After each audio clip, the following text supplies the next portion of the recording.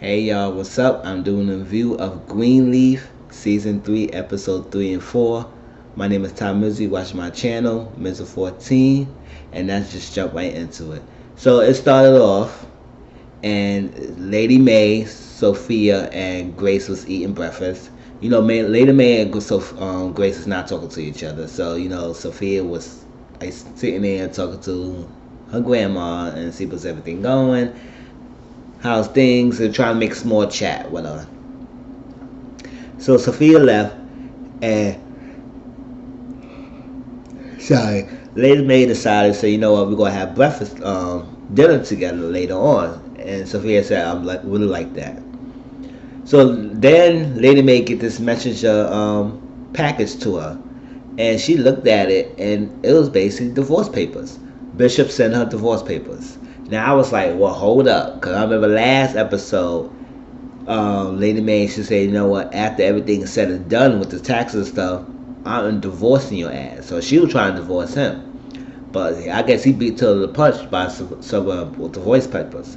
So now she's like pissed off about that. So Grace asked her, what exactly did she get? And, Lady May was like, you talking to me after what you did to me last week? If you was a family, you'd be out of here. I would say, oh, okay. So Lady May left. And so Lady May decided she was to go. She drove out that house driveway real fast. She drove out there real quick. And Grace said, what's the hell? So outside. So Lady May went to see a lawyer and asked her what's her options, because she said her husband served up the papers. And she said, oh, I know you got your husband is a pastor. And what exactly happened? And he said, well, he cheated on me and my sister. And then he served me these papers and everything. I just need to get out of here. So she said, oh, he did. She said a couple other things, but I forgot all the details what she said about what he done. But basically leave her no options but to get divorced. So the lady said, oh yeah, I could come and represent you, but it needs to be a $10,000 fee, retainer fee. And she said, oh, it's no problem. But she said, I just want to warn you about this, because I said I serve and I help a lot of first ladies, and sometimes you may not get what you really want. And so Lady Mason said, what are you talking about? She said, well, basically I'm seeing all these pastors, maybe the first ladies, and you do all this extra stuff. You greet people, you do all this behind the scenes, and you be there for the pastor. But at the end of the day, he's the shine and he's to get the glory. So if he divorce you, you basically life is over.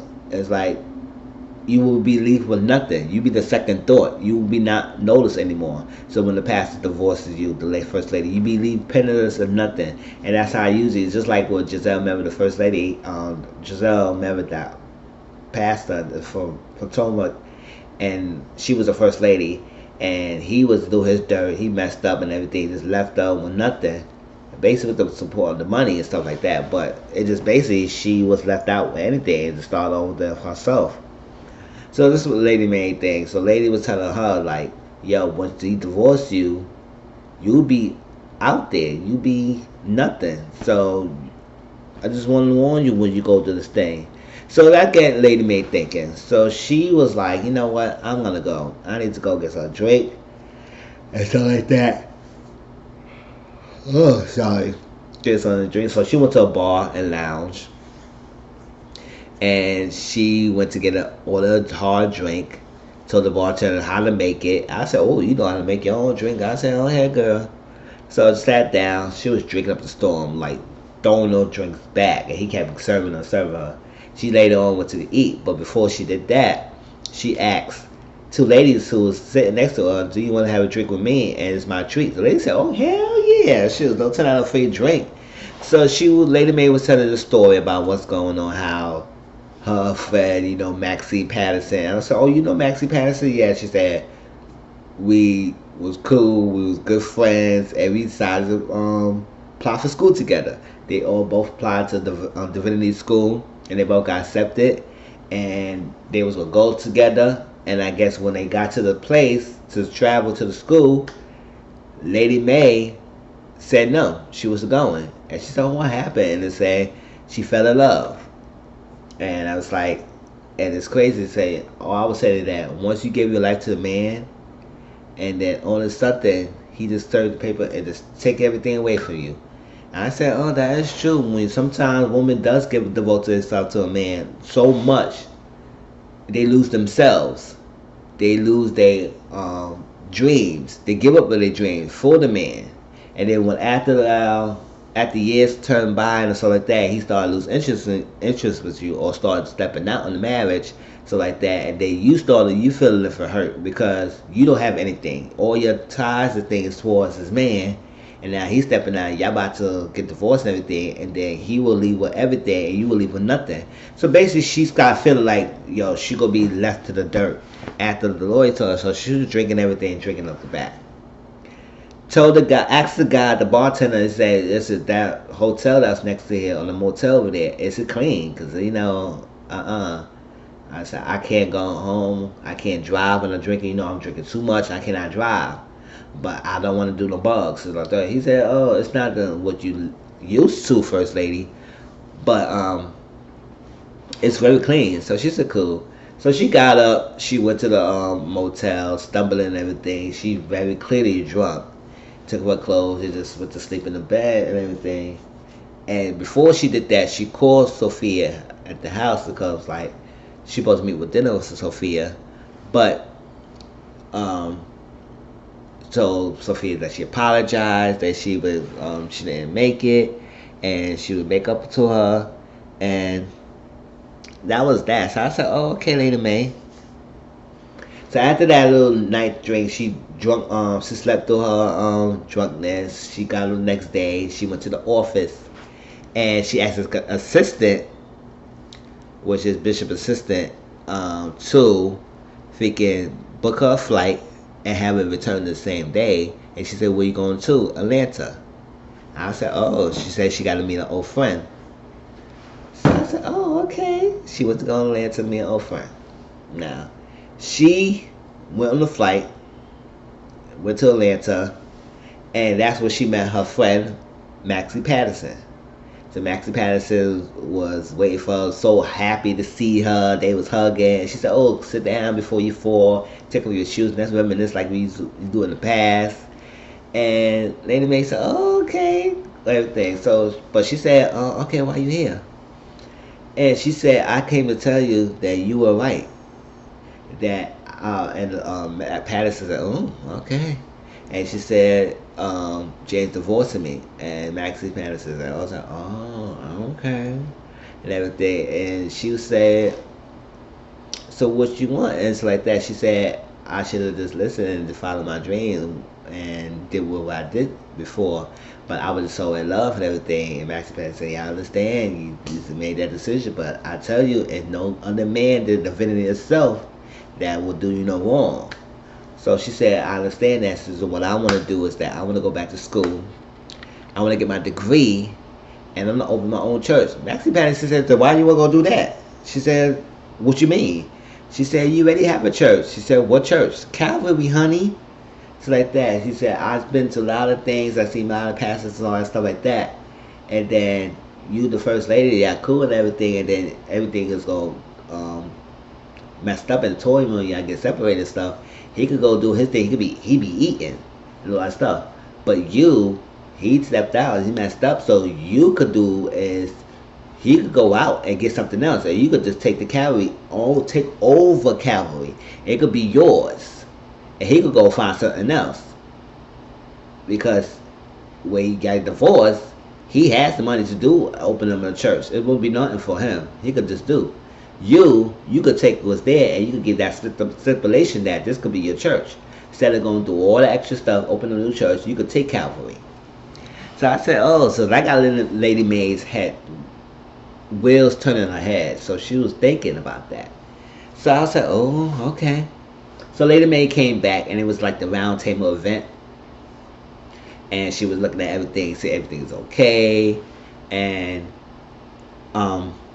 the assistant was telling her everything's going on and the guest list. She said Jacob and Clarissa coming, and she said, "Oh, why they coming?"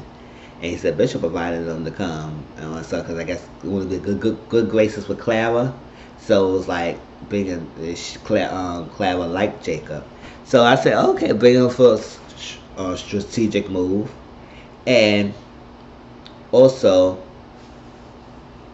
yeah, that was that. And then he also invited a guy, a past, I think Kevin, not Kevin, a guy that you know, Pearson, I think that was his name, and they both knew, and they that guy introduced James, Bishop James, and Lady Mae together. So he wanted him to be there so he could soften up the blow to Lady Mae to show that if you see you or something like that, she probably come around, open up more, and get in a better half of me, get my good graces, 'cause that's what I want.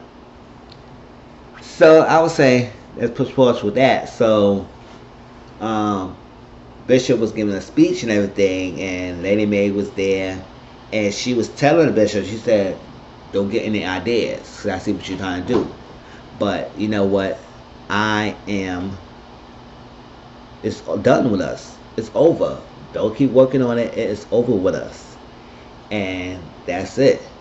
But she was like, when she got to the office before she left to Atlanta, he apologized, and I'm gonna explain why that happened. So when I go to Pastor Bishop, he apologized for sending the papers because he said he didn't mean it that way to do that. He said it was so scared and that was a dumb move, and we shouldn't have done that. So do not focus on that. Discard that. I don't want that to happen. I should never did that. She said, "Oh, don't apologize. I'm gonna thank you for doing that." And he said, "What do you mean all that stuff?" She said, "By you doing that, it's pushed me to start thinking to myself and realize that I had left the better part of me to follow you in your dreams, and I didn't follow mine. So what I'm gonna do is that I'll focus on me, and I need to go. This needs to happen. It needs to happen for myself, for my sanity." So this divorce is like a blessing to her. So because what Maxie Panasy told her is like, yo, you get the divorce and everything, you could probably get this church, and he could just open up somewhere else. So I guess Lady Mae was like pushing it, like he said, "No, what? It's done. It's done. We can't do anything towards our marriage to make it better. It is done. I appreciate you doing it. I really do appreciate you giving me that divorce paper because it gave me the reality check that I need to focus on me and nobody else. So I'm gonna do what I need to do." So I said, "Oh, okay. Go ahead, Lady Mae." So we get Charity, right? So Charity was waiting for the Bishop. She went to in the office because she canceled that tour with Jabari because last week she saw Aaron coming into the house, and I guess she feels type of way because Aaron and Kevin is staying together or know certain things, so she don't want her baby around Kevin like that, especially around Aaron. So she came to the office. She said, "You know what? I canceled the tour with Jabari." And she said she quit the tour. And he said, "What happened?" She said it wasn't working out, and it was stuff with Kevin. And she said she blamed it on Kevin because like he making it hard for me. And he said, "Oh, sorry to hear that." And then she said she wanted to preach, and Bishop James was not having that. He said, "What, preach what? What, girl? You're preaching anywhere." Told her, he snapped on her a little bit because he was worried about the thing that he sent the divorce papers to Lady Mae, so his mind was like all over the place. So he snapped a little bit at Charity, but Charity, come on, you got that coming. It's like you was singing, you was doing good, they liked you what you were singing, but now you want to preach? No, girl, don't do that. So he was not having it. So Charity went to call Jabari, said that she misses him, and he said okay, and all that stuff. Like he was now trying to hear Charity. He said, what's up? What's going on? And then she was starting to vent and everything. And while she was venting, he said, "Oh, I gotta go bye." Hang up on her. I said, "Ooh, Jabari had enough with Charity. Had enough with this girl because she could flip flopping on back and forth, like she don't know what she's doing, and she messing up with things going on with herself. She could have had a career going popping on for her, but she messing us up with her own impulsive behavior." So cut off, and then we see that he's working with a new lady. Like, replace Charity that quick. I said, "Charity, so this is what you get. Like, you think you're so comfortable, you can get replaced in no time." So he did that real quick, replace her. So Charity was like, oh, so she felt type of way. So she went to Kevin's house, got the baby. Aaron had the baby. Kevin was not there. Kevin went to the store. So Aaron got the baby. He said, oh, okay. What's going on with Kevin? He said he went to the store to get something. So she took the baby and said the toy that Nathan had and everything. And he said, Charity, she said, can I get the bag? Let's go. Because Charity was not trying to stay there. And he said, can you just at least stay for a little bit till he get back? Because we want to talk to you. And he said, basically, he want to talk to you. He said, we need to talk to you about something important. And she said, what? You living together? And he just like gave that look that it confirms that she was said was right. And he said that we didn't want to say anything at first because I wanted to make sure I got the offer, and when I did, I accepted it. So we decided to live together to do that. And he just wanted Kevin to be there to talk to all that stuff. So she said, oh, okay.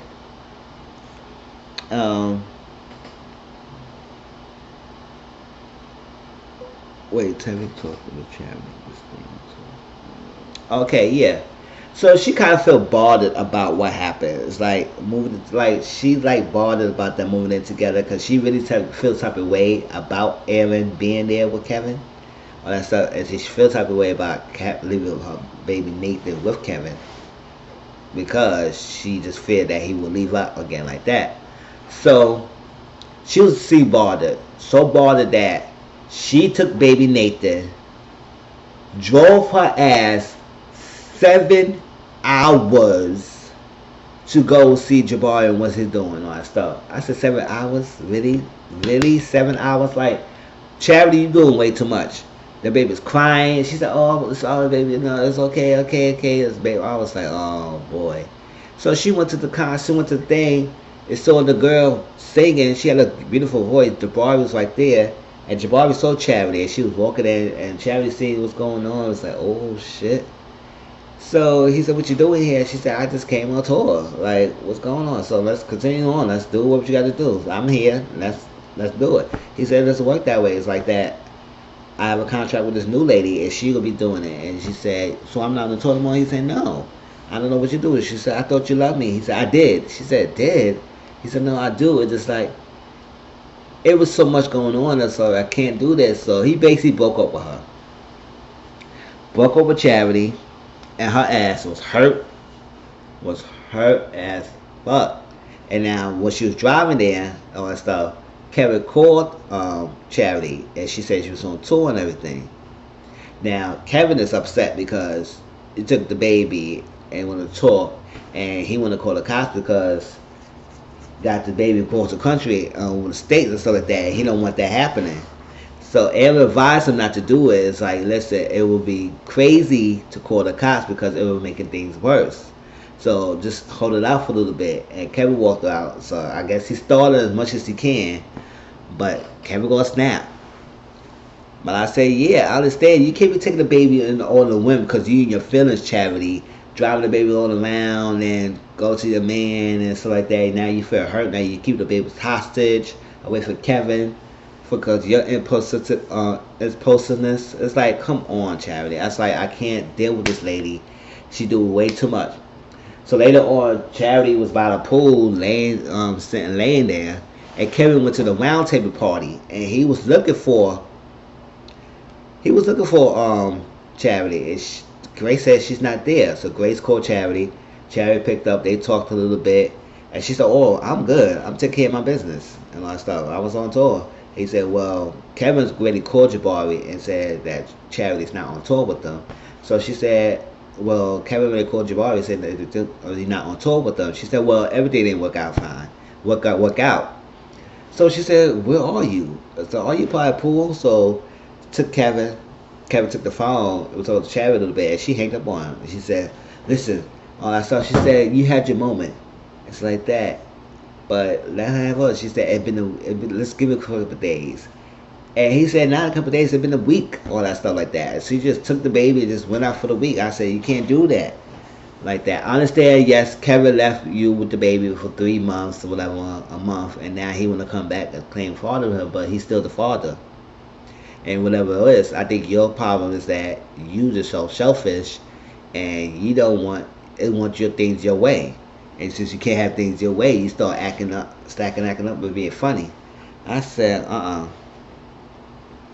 So Bishop told Jake, one of Michelle's friends gave the donation to Grace Fund, the legal defense legal fund, and it was talking about a little bit about Rochelle and saying Rochelle was good to me, she'd be great, and she pretty highly me. So when she asked me to do this, I was on board with it. So I said, "Oh, okay."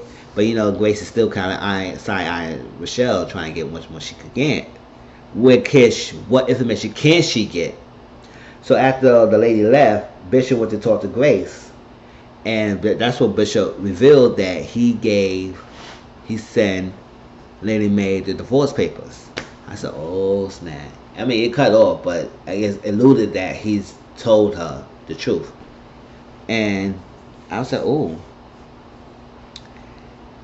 And also, Bishop told Jacob, and he said he filed for divorce for the mother, but he only sent it to scare her, and not to the point that it will do the fact that she would avoid me and take to a serious list and don't go that far with it. It was just only to scare tactics to let her see that what's important to her, not to fall off the crack. So it was like Jacob was not having it, and then Jacob told Clarissa that, and he said, "Oh, this is okay," but Clarissa expressed that with Lady Mae and Bishop not being together, I can't stomach that. That's not good.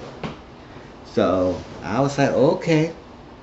So during the midst of Lady Mae's absence, it was reported that came that Lady Mae was scheduled to interview with, but Lady Mae's not there. So the lady said, "I can't push it back. I'm on a tight deadline." So the sister asked Grace, "Can she talk to the lady? Can you do the article?" and stuff like that. So Grace talked to the lady and told her what happened about Lady Mae, why she's not there, and stuff like that. And so she said, "Oh," and asked Grace what's her title there. She said head of operations, something like that, and director of operations. And she said, "Oh, can I interview you?" And that's how Grace took over the interview and did it, and it came on a newspaper article, front page, or something like that, about her stuff. So I said, "Oh, okay." So Tasha was sitting down. No, Tasha told Jacob that one of the ties, so she looked at the ties money, and she realized some of the envelopes were starting getting short and empty.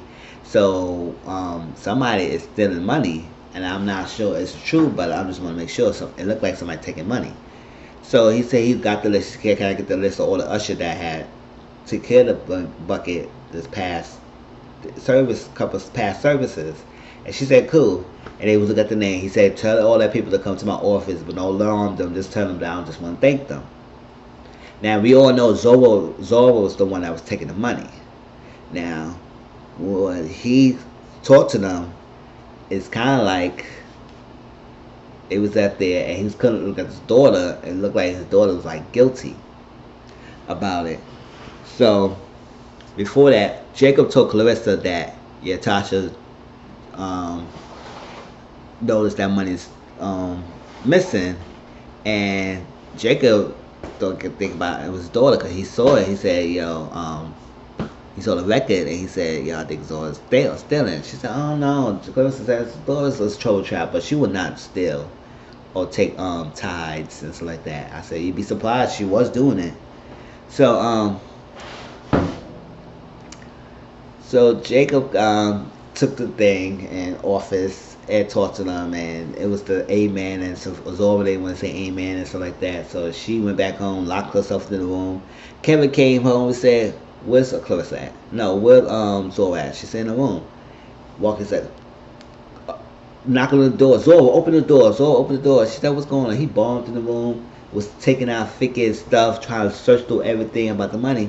He said, I didn't take no money. Why you believing? Why you trashing up my place and everything? I didn't take no money." And Clarissa was asking Zora, "Did you take any money?" Zora said, "No, I didn't. He eventually found the money. He said, "See, I told you. She lying. She lying." I said, "Oh. Um, okay, so found it. So Zora was like, Clarissa was like, you know what, this girl is being acting out of control. So what I'm going to do is that I'm going to send you to boot camp. You going to fix up that attitude real quick, girl. You got too much tools going on. You need to fix that up real quick. And you doing way too much, just all that stuff. So I might supposed to sit your boot camp. You get your act together. And so Jacob was not having it. He said, "Oh, I'm not having you sending my daughters on boot camp with this craziness and the unconventional type tactics." And he didn't. He was against all that. And so Chris said it was gonna be Oregon. It's like I said, "Damn, you gonna send this girl all the way to Oregon?" I said, "Oh, girl." He said, "Empty threats are not gonna help." And she said, "Oh, it's not no empty threats. Baby, I already had the check written. I already put the application on. I need to do mail that shit in and she'll be in and all stuff." I said, "Okay, all right. I hear that." So this is everybody was good and ready for the freaking roundtable event.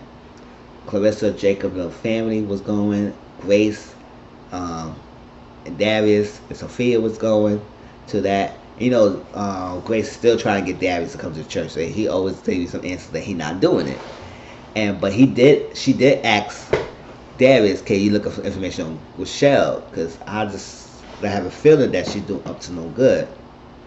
He did. He said he could have a friend to look up to Rochelle and all that stuff if you want me to. She said could. So he came back and he said, well, Rochelle checked out. But the IRS is coming down to people who mega churches about a lot of tax debts and not paying their taxes on their personal income. But there is an IRS person making deals with churches, make a deal with the churches for a fee and realize the Calvary is on top of the list. So I said, oh, that's something. Now we had a scene where Tasha was talking to Rochelle. Now Tasha seemed like she's starting getting scared of Rochelle, or that Rochelle was taking this thing way too far.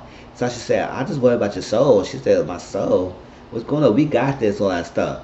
And Rochelle was going in and it was like, what's driving you and all that stuff like that. And she revealed something, because I remember the person that Bishop James said he had a fire thing. He did a fire to a church or a house or something like that, and the guy died or something. And I guess it was a cover up or something. I don't know. I forgot that details about the thing, but Bishop did mention that it was a fire happening on his watch and stuff like that. And he started it, and it killed someone. Now, not knowing that the person that was killed was Rochelle's and Bailey's father. Because, yeah, Bailey mentioned that, too, that you had my father killed by burning at the house. Now, I did not know Rochelle and Bailey were sisters, brothers. I missed that somewhere, but they brothers, sisters. So, Rochelle is still feeling that revengeance type like Bailey have against the GreenLeaf, because she don't like the fact that Bishop is walking around all good two shoes and all that stuff, but he don't want to kill my father, and I'm not having that. I can't accept that. So she said, Rachel was telling Tasha, like, listen, you gonna be with me, you gotta get your act together. We can make this plan. And it looked like Tasha, like, she said, okay, I'm with you, but it looked like Tasha was like having second thoughts and stuff. I said, oh yep, Rochelle's getting deep. This bitch is really deep on her vengeance, and she gonna start with nothing to get it. Alright, so this is around event, and Bishop did his little speech. It was a nice little speech. It was very touching. Asked Lady Mae to come to him, and Lady Mae was there. She sat there. She had to play the facade, even though she's not feeling it. She had to play there, and he gave a little nice little speech. It was very touching. They kissed. It was like, oh, and stuff, and that was that. That's when you see Rochelle come in with that stinking shady slap. Clap. Everybody was like this. She was like, I said, oh, Rochelle. So Lady Mae said, what's she doing here? All that stuff. He said, I don't know. I ain't writing all that stuff. She said, well, get rid of her. He said, I will. Talk to Rochelle. Rochelle was playing that game. They said, oh, you know I'm loving you, and you make put me in, and you called me to come to the hotel. So what is this going on? What does? He said, I'm sorry that I gave you that expression that I wanted to do anything else. I'm sorry about that. So she said, okay, but you gotta go. She said, oh, okay. I go. And left out of there. I said, oh, that's kind of simple and easy. But kind of like she was playing a thing, like she was broken hearted. So she went back and talked to Clara, and she was at Clara. What do freaking? Remember Clara? Because Rochelle asked Clara because she sent some donations to Grace Fund. Grace co-signed and said, "Yeah, it could be a good thing." She said, "Oh, I'm sorry that my money is tied up for right now with something else." So, um, the GreenLeaf. So Rochelle asked Clara, said, "What do they have?" And he said, "I'm not liberty to say that, and it's not something I can disclose." And she said, well, okay, I understand. Well, you ain't gonna tell me?" He said, "Nah, she ain't gonna tell you." But she said, "You know what? You might want to sit down with your money people and make sure everything's transfer is good and all that stuff before you work anything. To be careful." And I said, "Oh." Gave her a bug in the air. And that's later on. Clara told Lady May that she wants to have a sit down with her managed people to make sure nothing is out of the order levy and stuff. So Lady May was taking bun that was stunned a little bit. It was shocked. It was like, oh my gosh, we had this lady when asked she wanted to sit down with some money managers people and stuff like that. So I was like, oh, okay. So Sophia had her boyfriend Roberto, right, and he was at the party. So they went out to thing because Zora was talking for a little bit. And you know Zora still got that little snotty attitude. So I said, I can't stand this girl, Zora. I don't know. It's like usually kids act up about the broken household and stuff, but it was no broken household for them. She got Zora acting like this, like she's a rebellion teen, and she nothing could do no more. It's all about her. A lot of stuff. It's on emotions, her feelings. It's all about her, and I don't care what everybody else say. So Sophia and Roberta was at the car. She stepped out, and they was kissing and all that stuff. And I guess he was feeling it. He tried to go all the way, but she stopped. And, you know, Sophia's like a goody two shoes, and she like to do things in a way that she don't want. She don't want to look bad about it or regret it. So she said she want to wait till marriage and something like to have sex. And so she's Sophia came back inside and talked to Zora. Zora was on a laptop say something, but she was really actually talking, texting Isaiah, and Sophia told her about, I think Roberta was upset with me because he wanted sex, and she said, "Ooh, gross." She said, "Right?" And she said, "Oh, Zora said, no, I'm sorry, it's not that gross." And they was going back and forth. They said what's going on, and Sophia sold the thing, and said, "You talking to Isaiah?" And they started going back and forth, throwing jabs at each other. Zora said Sophia embarrassing her because every time you all this Christian this, Christian that, do you even believe that? And Sophia said, "What is going on with you? He beat you, he hurt you, and all that stuff." And Zora was blaming Sophia for everything. It wasn't for you. I was having this happy life. That I guess you get being abused to make you a happy girl, do you? But that's not cute. So they went back and forth, and to the point that so he said I was laughing. She said, "Oh, you gonna slap at me? Do it, do it." They're pushing. They started. So it was like started fighting and all that stuff. And then Clarissa came and broke them up. She said, "What's going on?" And I said, "What's going on with your two?" And that's what Clarissa saw the laptop. She said, "Oh, okay, like that." Cause remember before, remember Clarissa wanted to send Zora to Oregon because she said, "You know what, this book camp is looking real good right now. I can't take her." So Lady Mae talked to Jacob, and Jacob told Lady Mae, he said, "You know what? Yeah, my wife want to send Zora to the boot camp and stuff, and I'm not feeling that." So Lady Mae said, "Why you just have us stay with me? And you know she ain't gonna do bad for me. I'll get her straight."